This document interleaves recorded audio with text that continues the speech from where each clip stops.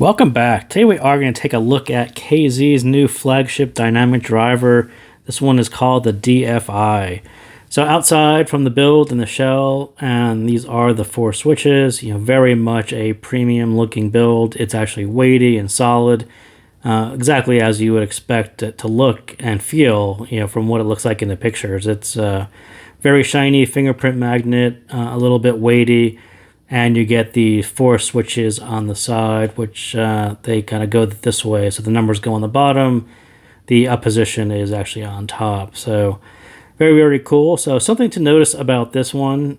And so this is, I think, another in the series of the legendary drivers. I can't confirm what driver is actually in there until someone opens it up. But, I do think that this is yet another in the series. And something to really notice is how the nozzle changed.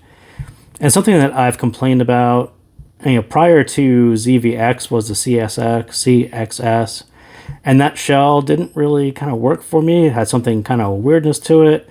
And then you looked at ZVX and it had sort of an 8K weirdness to it. And then to see how they extended the nozzle on DFI, I sort of have to believe that they are addressing a problem, and that's just not, someone just didn't say, oh, let's just extend the nozzle because it looks a little better. I do think that they sort of figured out the recipe of getting that particular driver, which is actually very short. If you look at the pictures of it, it's a almost a half height looking driver, and I bet just the distance of where the driver is placed to the nozzle and your ear canal, I think they did have to work out the right placement for it and a nozzle that actually brings out the best of that driver. And I think that's exactly what DFI finally did after 3 or so tries. So also in the box, you get the standard cable, which for a flagship seems a little odd to include that cable, but that is what they did. You also get 2 pairs of ear tips, which may be new if you are a KZ fan. These may be new, maybe not new for you. So this is not the clear Starline tip. They do have a clear Starline tip, which actually has the Starline pattern on it. This one is just sort of a wide bore silicone tip. And then the red one is one of their older turbine tips. And I call it a turbine tip. I think other people have different names for it. But again, it is another wide bore tip. And it just happens to have a turbine pattern if you look at it closely. So that's what's in the box. That's what it looks like. For those of you who've been in the hobby for quite a while, you can sort of look at this picture and know, probably 80% that this one was going to be dead on, very nice set, because this curve, these levels are very, very close to lots of other sets. And KZ pretty much nailed this one just by looking at it. You sort of know 80% what this is going to sound like, what that bass level is, that mid bass level. This is probably right exactly at 10 dB. This has plenty of extension. Lots of things are known just by looking at that graph, and those of you who have looked at the graph, you know that it also matches lots of other sets. So for those of you who aren't in the hobby for as long, I will sort of clue you in and say, it doesn't sound exactly like Alina SE, but level-wise, and we'll look at the levels. So this bass level, there's sets like Aria actually go above so UUD is actually I think that is the highest bass level that you're going to get out of DFI. So sub-bass wise, maybe it is a couple dB below, but it's, from about 70 on, it's pretty much the same exact levels as Alina, right up through pin gain, and then it actually dips out over here and it dips out over there. So like I said, about 80% you can guess about what this one was going to sound like. There's about 10% in were they going to fix the shell, like I was just talking about. And another 10% was, did they actually use the legendary driver that was going to have the detail and the resolution to make this all work together? And so that is kind of what I think DFI really did and why this all comes together, because they have a tuning that works, levels that work. I've talked about that any number of times. Why don't they just stick to levels that are known and then put their own KZ spin on it? And that's exactly what we have here. Why can't they fix the shell so it doesn't have weird resonances and extra noise? That's exactly what this shell did. And then a legendary driver, right? So have a driver that has the resolution and detail and tightness that people have been talking about for a while. And they've always had that driver. That driver existed for the past 3 sets, but they haven't matched it with a tuning and a shell that actually all work together. So now we have DFI and everything is sort of in sync. So I was just talking about the bass level. So where does DFI land on, again, some of the Harman gang members? So Moondrop Aria, so the bassier version, sort of a more V-shaped version of this bass shelf, a couple dB more than the upper range on DFI. Then Dunu Titan S, so a set that's 1DD, Harman tuned, has almost a leaner signature. You can kind of see that actually has a couple dB over the lowest level on DFI. So the range that you're getting on DFI is actually, almost to Aria and then below Titan S. So that is quite a range on the bass shelf. And, I think they pulled that off pretty well. If that's exactly what you're interested in, is having that much of control from this upper bit that's under Aria all the way through something leaner than Titan S, that's pretty much what they delivered. The rest of this is actually all very, very similar. So let's jump right into it, and lots of words on the page. And again, I apologize that my video review is turning into a written review, but let's start at the top. So do the switches work, right? So do these 4 switches actually do? And I think we just showed that on the graph. I think they actually do what they were supposed to do. Am I sold on the idea? Kind of maybe. I think the higher level bass settings are great. I think that one actually works pretty well for me.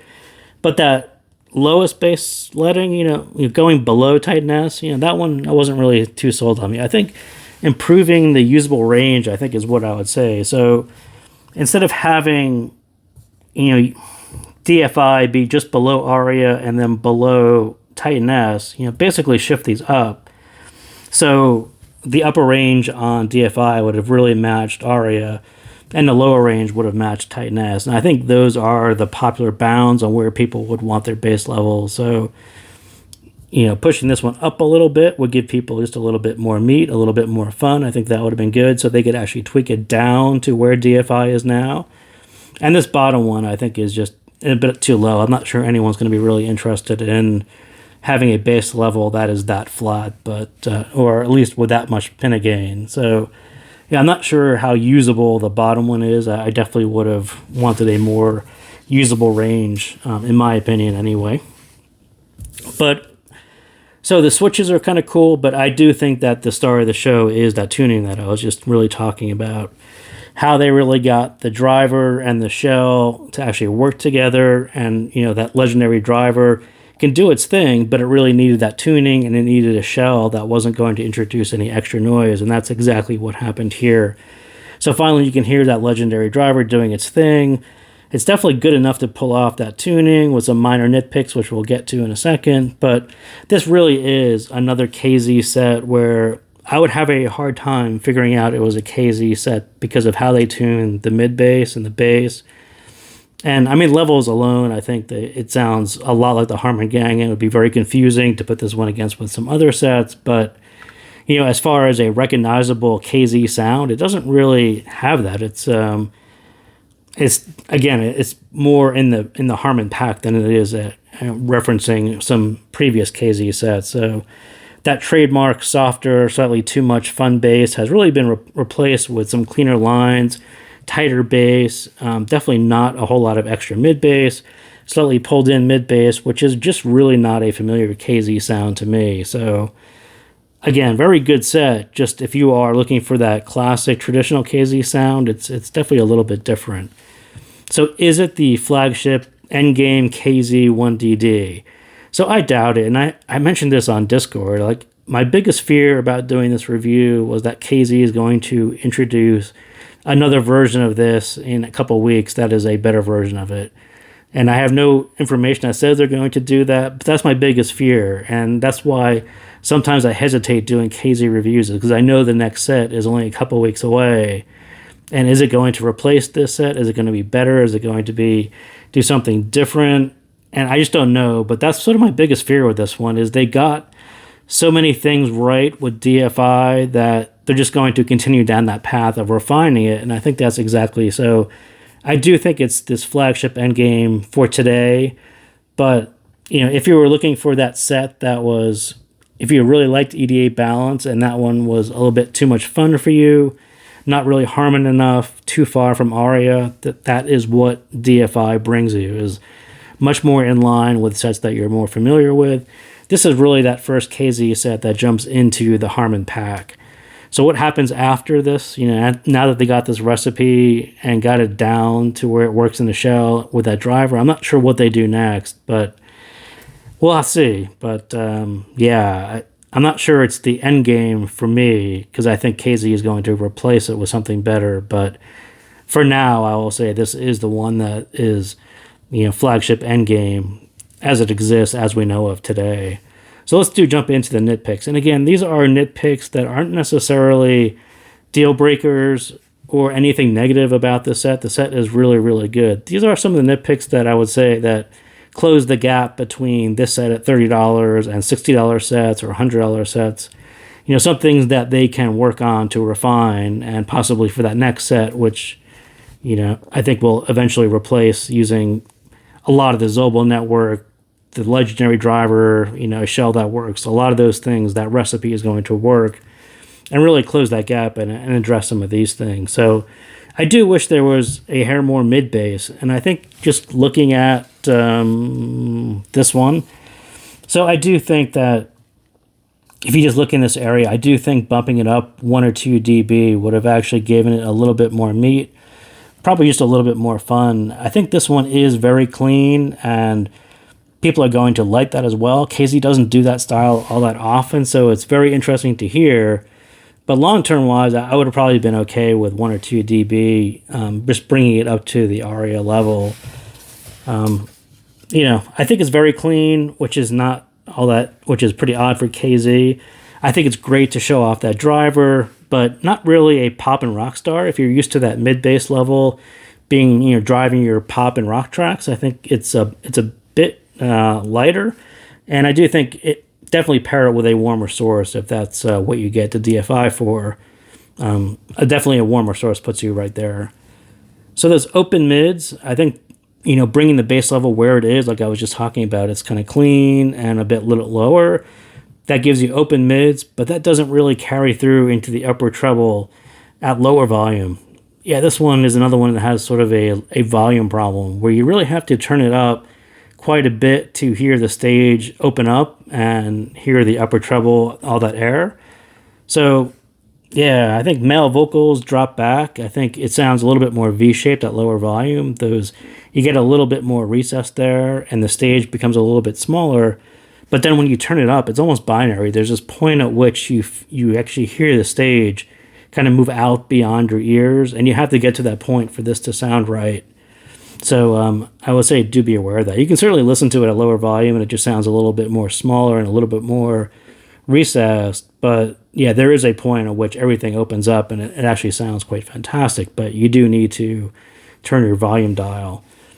And so what does that really mean? So you turn it up a little bit more, and I do think there is just a little bit of rawness to that sound that really started with ZVX. I think this combination of using a lighter damper material or no damper material, just using the grill, I think our ears are sort of used to having sound that's, sort of smoothed over a little bit by having some kind of material between the dynamic driver and our ear.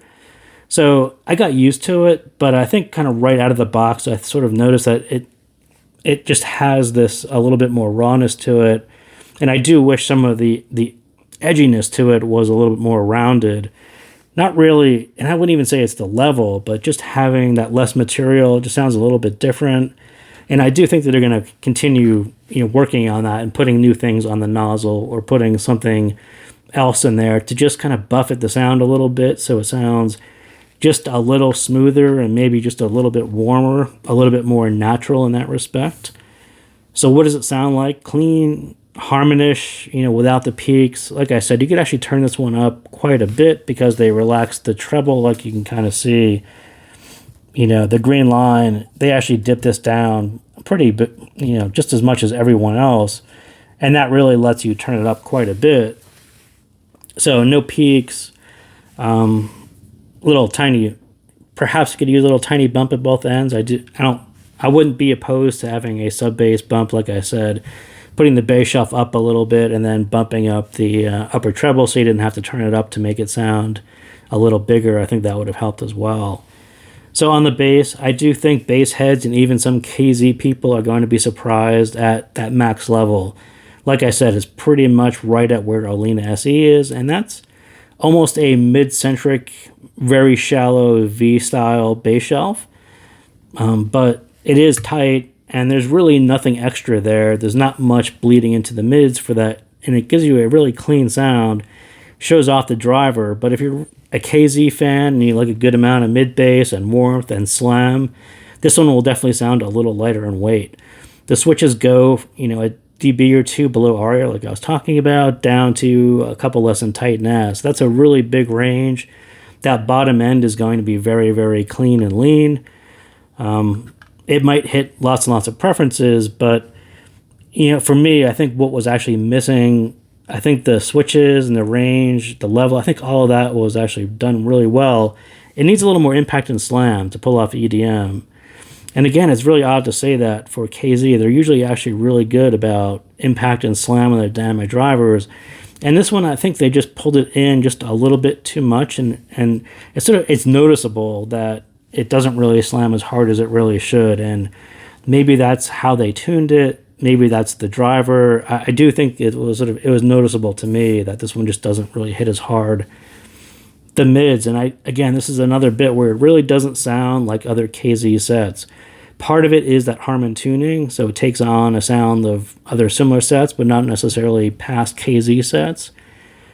Part is that open sound with less mid bass, right? That's not a very typical KZ sound to have less mid bass with a more open, almost a more mid forward sound. And part of it is that relaxed treble, which again isn't really a KZ thing. So yeah, when you look at the graph, it all makes sense when you listen to it. When you look at the graph, it doesn't, not so much. But so the mid bass is actually brought down a little bit. So a little bit mid forward. At least cleaner mids are more clear and transparent. Pin gain is right at 10 dB, about where it should be. And then this little bit that drops down, this presence region, again, KZ tends to bump that up a little bit more. So to hear it a little more relaxed, and then this whole relaxed treble into sort of nice extension, not a very typical KZ style, but if you're used to hearing other Harman sets, it makes perfect sense, just not in the context of previous KZ sets. So I do think the legendary driver, showcasing the good resolution and detail, I think it actually does very good at that. Easily rolls into that $30 to $40 pack from last year. But at the same time, it becomes easier to hear what is missing and slightly off, like the stage. Like I said, it just needs a little bit more volume to sound a little bit bigger. That's something that really wasn't present in the other sets at that price range. And that presence, like I was just talking about, until you really turn it up, it sounds a little bit less present, I guess you can say. So it does have open and great imaging, and I think KZ just needs to continue down that path of refining it and really address the last 5%. These little bits that really push it, create a gap between other sets that do those things well. And I think the EA500, the Simgo set, did a lot of things very right. And then when you hear this set compared to that set, you're like, yeah, they're just like 5 to 10% off. All the pieces are here. It's just a matter of refining that tuning to make things more present, adjust those levels so everything is really nicely in balance the way that set did it. So again, like I was just talking about, the treble relaxed for KZ land. If you're used to KZ sets with a big V, this one is actually quite relaxed. There's no weird 8K. There's no weird 13K mystery bump for no reason. No weird peaks to cause fatigue. Reminds me of the Ola in a weird way. I think Ola had this slightly dark treble, and there's times when, especially if you don't turn up the volume, this one sort of hits me in the same way, where it's just not quite, I don't know what the word is. I don't think dark isn't really the word. It's just not where it should be. And if you turn it up, you realize really quickly where it should be. But yeah, it reminded me of that. It's just not quite as dynamic as it could be at lower volume. And then you have to turn it up, and then you really hear where it should be. It's very safe, kind of just the way that Ola was, and I could listen to it for hours. It just needs a bit more presence and a bit more upper treble to add that sparkle and really elevate it to where it should be against some of the other sets that were really good at that set. Especially EA 500.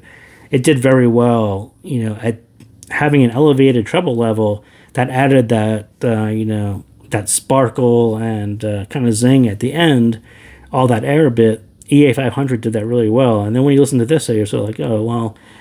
That's just this last 5% that separates this set, from a set like that. Just a little bit of tuning to really get it to, where it should be. So same thing on the stage. I do think the imaging is really noticeable on especially for a KZ fan.